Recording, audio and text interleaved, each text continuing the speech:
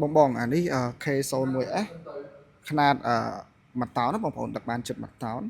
ហើយតម្លៃវា$9,999 ប្រើម៉ាស៊ីន1.0ណាបងបងបាទហើយប្រភេទនេះវិញຂະຫນាដC31វាប្រើម៉ាស៊ីន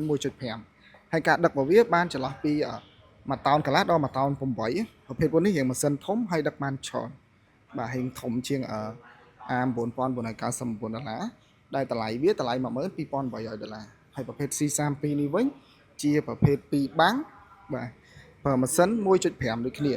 ហើយដឹកបានចន្លោះពី1តោនកន្លះដល់1តោន8ដូចគ្នាប្រភេទពួកនេះហើយសម្រាប់ខាងក្រោយយើងមានជា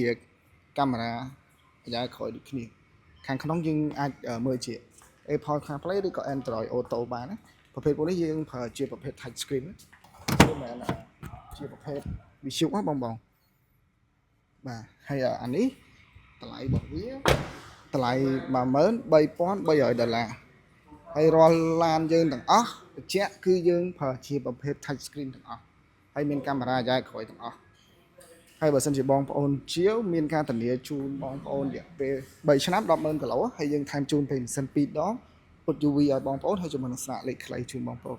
អញ្ចឹងយើងមានតែប៉ុណ្្នឹងទេសម្រាប់វីដេអូហ្នឹងអរគុណច្រើន